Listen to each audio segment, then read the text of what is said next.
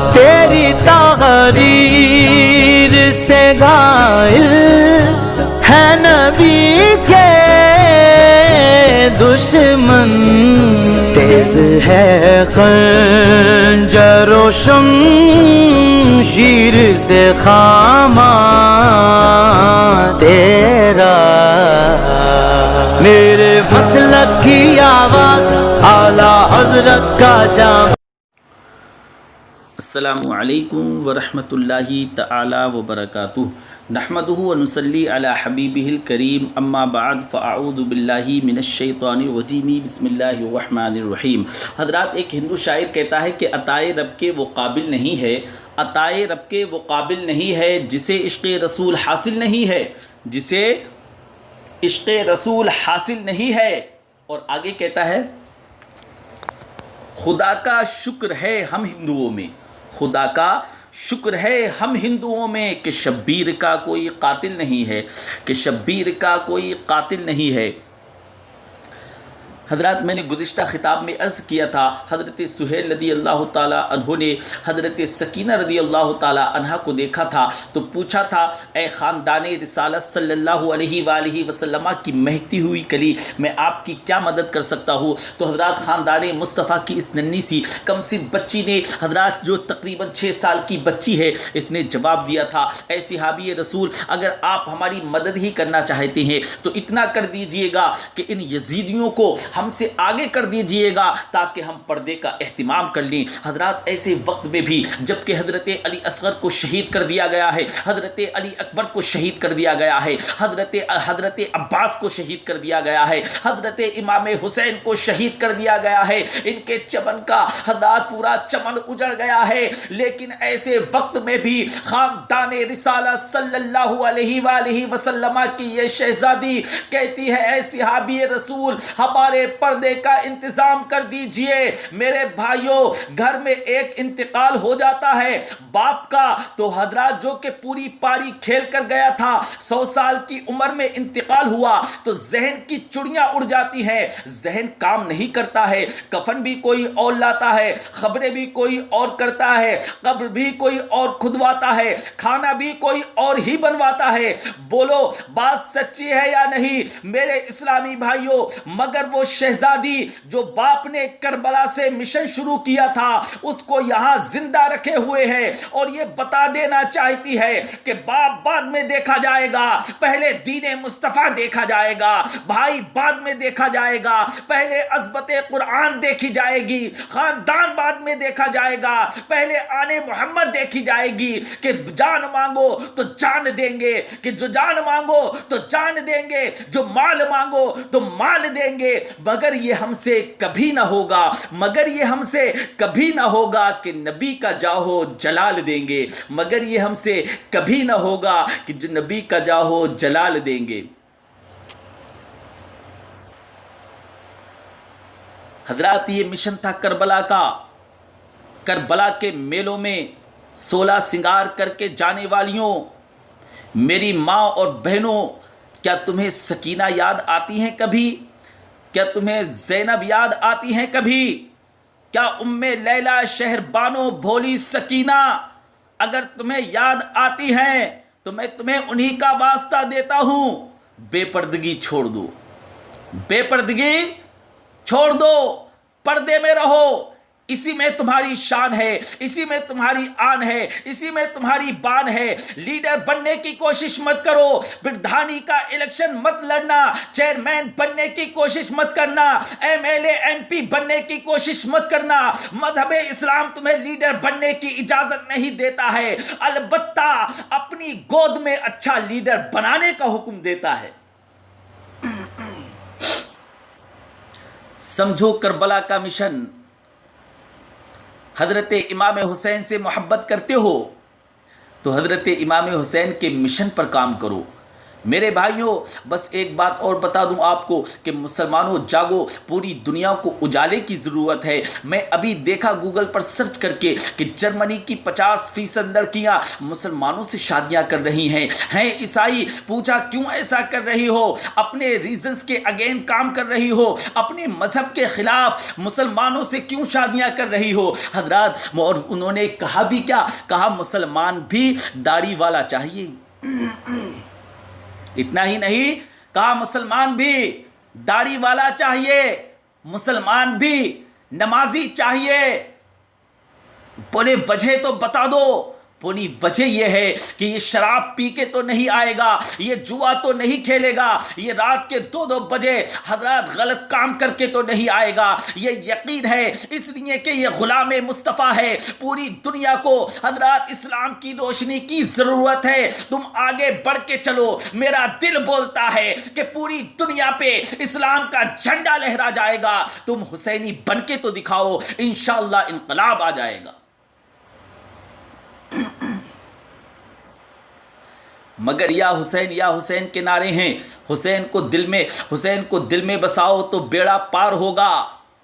حسین کو دل میں بساؤ گے تبھی بیڑا پار ہوگا۔ آؤ میں بتاؤں آپ کو کہ جب یہ جا رہے تھے نا دمشق واپس، تو رات کو رک جاتے تھے حضرات ایک سومیا میں، ایک سرائے میں رکے۔ پہلے سرائے ہوا کرتے تھے، اب رات کو رکے تو سر رکھ دیے۔ سروں کو کیا کیا؟ رکھ دیے سنبھال کر کے۔ وہی مصر کا ایک تاجر رکا ہوا تھا، مصر کا بزنس مین۔ اس نے کہا سروں کا بزنس کرتے ہو کیا؟ اس نے پوچھا سروں کا بزنس کرتے ہو کیا؟ ارے بولے کیا سروں کا بزنس؟ کیا سروں کا بزنس کیا جاتا ہے یہاں کیا؟ بولے سروں کا بزنس تو نہیں ہوتا، ہم لوگ جنگ جیت کر کے آئے ہیں۔ بولے جنگ سے سر بھی لائے جاتے ہیں؟ بولے جنگ سے سر بھی لائے جاتے ہیں؟ یہ تو ہم نے پہلی بار سنا ہے۔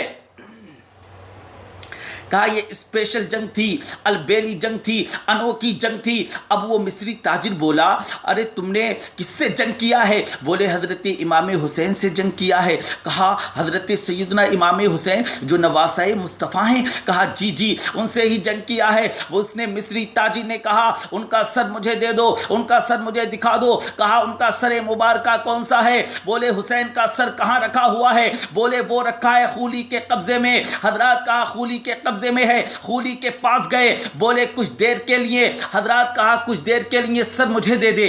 خولی سے کہا کچھ دیر کے لیے یہ سر مجھے دے دیا جائے۔ تو حضرات خولی نے کہا امیر المؤمنین یزید کے پاس لے جا رہے ہیں، یہ نہیں دے سکتے۔ بولا میں پیسے دے دوں گا اور ہمیشہ کے لیے کوئی لے رہا ہوں، تھوڑی دیر کے لیے دے دے، اس کے بدلے میں جو چاہے تو پیسے لے لے۔ حضرات سودا ہو گیا، سر خولی نے دے دیا۔ اس نے فرتے محبت سے، حضرات تاجر نے فرتے محبت سے سر حسین کو لیا، دیدار کیا، اور دیدار کر کے اتنے جذب کے عالم میں آیا،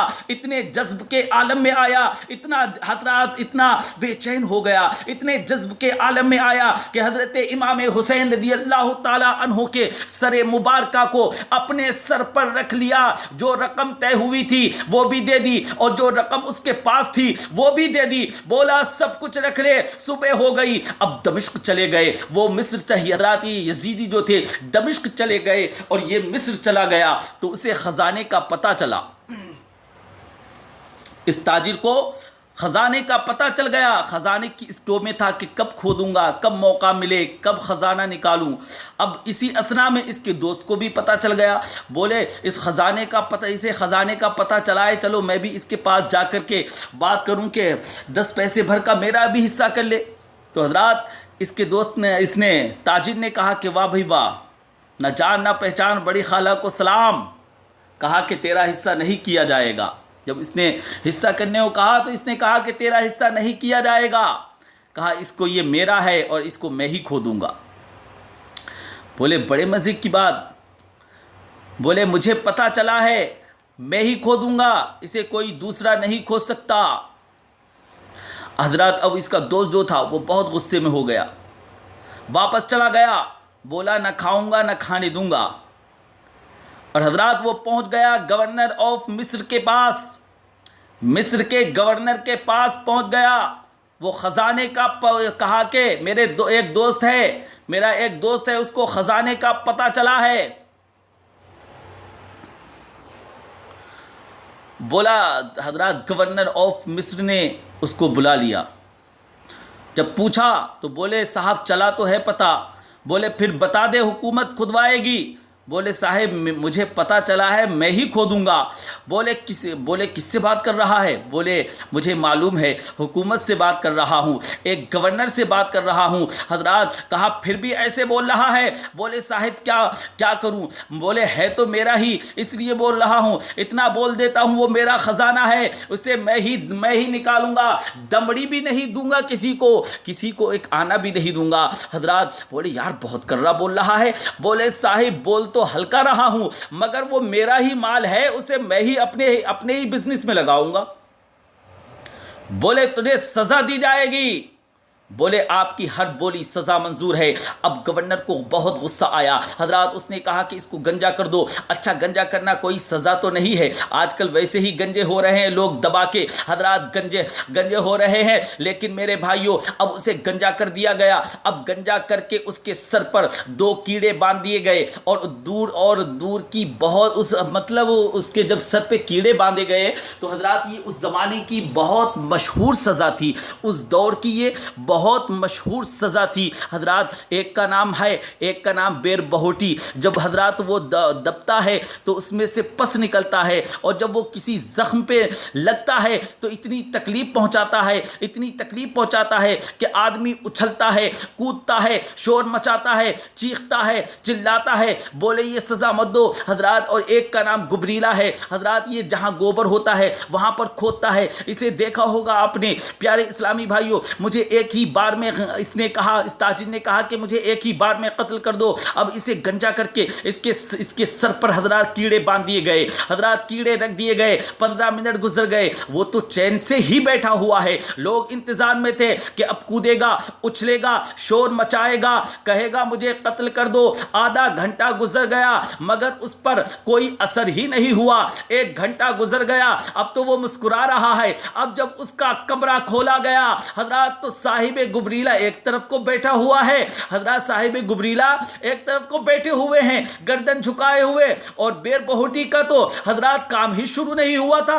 بولے گورنر صاحب کم وقت گبریلے نے تو اس کے سر پہ کام ہی نہیں کیا، اور صاحب بیر بہوٹی اور بیر بہوٹی کو تو کوئی سزا ہی مت دو، اس کا تو کام ہی شروع نہیں ہوتا ہے. بولے بھائی اب بھی بتا دے. بولے اب بھی نہیں بتاؤں گا صاحب. بولے اس سے بڑی بھی سزا دے دی جائے گی. بولے صاحب میں نے پہلے ہی کہہ دیا ہے کہ جو چاہو سزا دے لو، مگر اس میں سے ایک دمڑی بھی نہیں دی جائے گی. حضرات کہا کہ جلاد کو بلا لیا جائے. حضرات جلاد بلا لیا گیا. کہا شکنجے کے اندر کس دیا جائے. شکنجے کے اندر کس دیا گیا. حضرات 2 کڑیل جوانوں کو بلا لیا گیا. آرا منگوا لیا گیا. حضرات آرا بھی آ گیا، کڑیل جوان بھی آ گئے. حضرات پوری طاقت جھونک دی. حضرات اور کہا کہ سر کی طرف سے اس کو کاٹ دو. حضرات پیارے اسلامی بھائیوں پورے ہاتھ شل ہو گئے. حضرات ان لوگوں کے ہاتھ شل ہو گئے. بولے صاحب کسی اور کو بلا لو، ہمارے بس کی بات نہیں ہے. انہوں نے پوری طاقت صرف کر دی، پوری طاقت جھونک دی، لیکن ٹس سے مسیح نہیں ہو رہا ہے. حضرات غلام مصطفیٰ کا سر ہی نہیں کٹ رہا ہے، غلام حسین کا سر ہی نہیں کٹ رہا ہے. اب گورنر نے خود آگے بڑھ کر کے دیکھا. بولے یار سر ہے یا کوئی مصیبت ہے، کیا معاملہ ہے؟ آرا بھی کام نہیں کر رہا ہے، یہ کیڑے بھی کام نہیں کر رہے ہیں، گبریلا بھی کام نہیں کر رہا ہے. تو گورنر نے پوچھا نوجوان بتا تیرے سر پہ مسئلہ کیا ہے، تیرے سر میں مسئلہ کیا ہے؟ یہ سب چیزیں کارگر کیوں نہیں ہوتی؟ آرا کارگر کیوں نہیں ہوتا؟ گبریلا بھی تیرے سر پہ کام نہیں کرتا ہے. حضرات بولے ارے صاحب اس کی وجہ یہ ہے کہ میں نے اپنے سر پر سیدنا امام حسین رضی اللہ تعالی عنہ کے سر مبارکہ کو مس کر لیا ہے. میں نے پیغمبر آدم صلی اللہ علیہ وآلہ وسلم کے نواسے کے سر مبارکہ کو اپنے سر سے ٹچ کر لیا ہے. میں نے اپنے سر سے پیغمبر آدم کے نواسے کے سر کو لگا لیا ہے. ارے یہ تو دنیا کی سزا ہے. قسم خدا کی میرا اندر سے دل ایسے بولتا ہے میرے سر کو تو جہنم کی آگ بھی نہیں جلا سکتی، اس لیے کہ حضرات میرے سر پہ امام حسین کا سر ٹچ ہو گیا ہے۔ حضرات جس سر پہ امام حسین کا سر ٹچ ہو جائے تو اسے حضرات دنیا کی سزا کارگر نہ ہو، اور جس دل میں حضرات امام حسین بس گئے ہوں تو اس دل میں دنیا کیسے آ سکتی ہے؟ اس دل میں تو قرآن کے پارے ہی آئیں گے، مسجد کے مینارے ہی آئیں گے، ایمان کے جلوے ہی آئیں گے، علماء کے چہرے ہی آئیں گے۔ تو جیو اسلام کے لیے، مرو اسلام کے لیے۔ یہ کربلا تمہیں پیغام دیتا ہے، اسلام زندہ باد، اسلام پائندہ باد، کربلا والے پائندہ باد۔ پروردگار عالم کی بارگاہ میں دعا ہے کہ میرے اس بولنے میں جو بھی لغزش آئی ہو، اللہ تبارک و تعالی اپنے حبیب لبیب صلی اللہ تعالی علیہ وآلہ وسلم کے توسل اس کو معاف فرمائے، اور ہم سب کو سیدنا امام حسین رضی اللہ تعالی عنہ کی مشن پر چلنے کی توفیق رفیق مرحمت فرمائے۔